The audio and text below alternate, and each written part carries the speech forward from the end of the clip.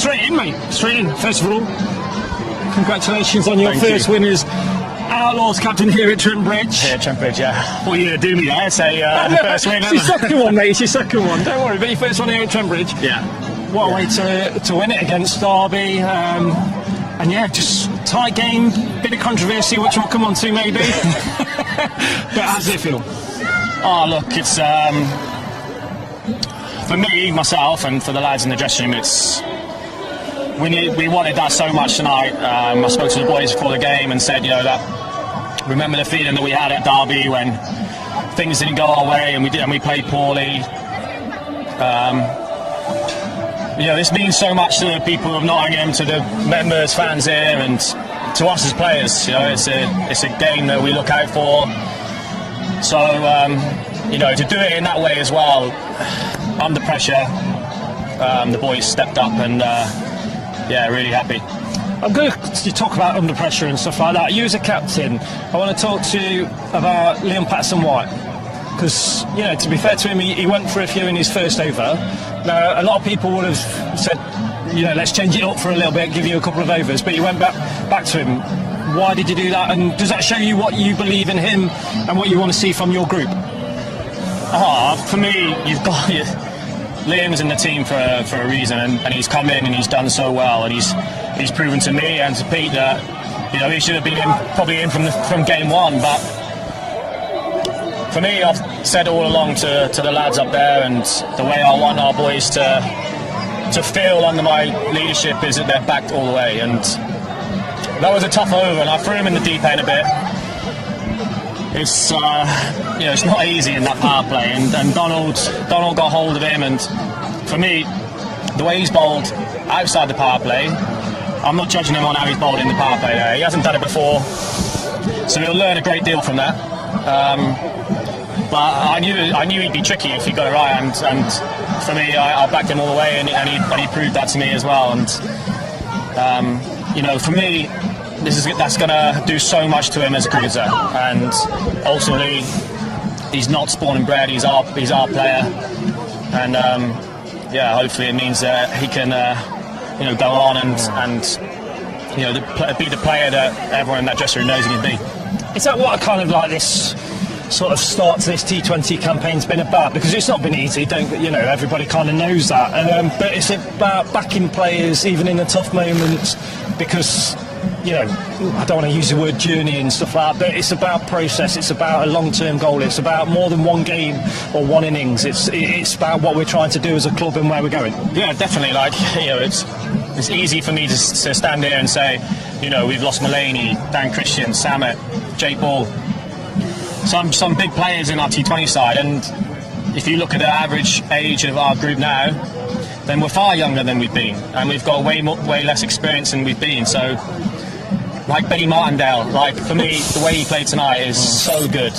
He might be sitting there going, "Oh, I wish I could have got more," but the intent he showed, his first game at Trent Bridge, batting, and I think he was ready to take on the bowlers, and I think that's what I want, these lads to go and flourish and go and show everyone what they're capable of, and people are going to get opportunities that they might not have saw last year and the year before, and it shows. You come in and you take the opportunity, then you're going to have more nights like this where you get to play on a Friday night at Trent Bridge, and honestly, I've played a lot of cricket around the world and there's nothing better.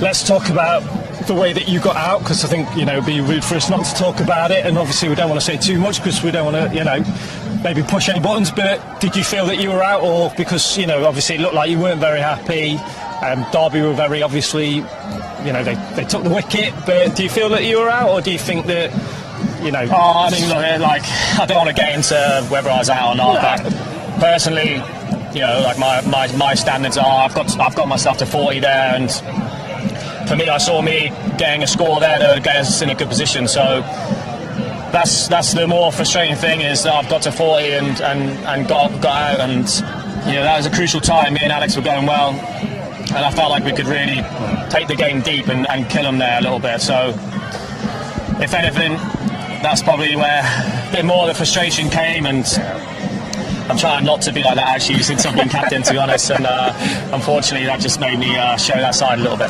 Shows you got it inside, mate. You got it inside. Right, let's talk just finally. It's the end of obviously the T20 block now, going to Red Bull, and we'll talk about that on another day. But when we look at players like Ben Lister, obviously his last game for us today, Alex Hale's going away.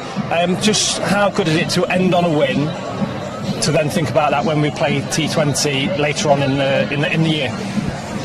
Well, firstly, to have Alex by my side out there he's helped me so much. Because people don't realise how much he talks out there. You won't see it, especially on the live stream, and whether you're watching the game, you won't see how much that'll go to him. And he's played so much T20 cricket, and the experience that he has. I said to him before a competition, I said, look, I'll be coming to you a lot. I know you might not want that, but I'll be coming to you a lot. And he's been so good, and the way he played at Worcester to get us that first win and get us going showed his true class. And obviously we're gutted that he's going, but hopefully we can continue his momentum without him. And you never know, later on in the competition we've got plenty of games to come and anything can happen, so maybe we can see him towards the back end of the competition. Just a word on Ben Lister as well, because in that death bowl in there, the last couple of overs, him and Ollie Stone, they really showed up, really. He's a very quiet guy, so but honestly I feel like that's a good thing in them situations, because he just I'm speaking to him there and he's so clear in what he's doing, he's so calm under pressure, and I feel like he's been one of them that you probably haven't really realised how well he's bowled until you come off and you see his figures and you think, oh, he's actually not gone for me there. He's fitted in so well into the group, and obviously we wish both of them well, and hopefully Ben's enjoyed his time here playing, and hopefully we can see him here maybe in the future. Right, I think I've kept you long enough. So congratulations. We're back here in the morning, so I'll be straight to bed. We don't need to talk about the Red Bull yet, do we? Let's enjoy tonight, because it has been tough. And just finally then, from yourself, how have you found it? These 8 games now, really, and the tough start to the campaign. But how have you found it? And do you feel like you're growing as a captain, as a person, as a player, and along with the team as well now? Yeah, definitely. Firstly, I think we've found a nice balance to the side. With Liam coming in, it gives us that extra batter down the order, left-handed batter. And I feel like it's a nice combination with me and Ben on top, and obviously that will be for the next games as well, with Alex moving on and going to Sri Lanka. But I've really enjoyed it, and although obviously we had the poor start, I feel like I've grown into it. And honestly, like it's nights like tonight where you see the boys do what they've done there under pressure, and it makes you smile and real happy that I'm in the position that I'm in, where I get to lead them boys out. Well, it's lovely to see you smile, JC. Congratulations once again. I'll let you go off. See you tomorrow. Thank you, guys. See you later, Thank mate. you. Well done.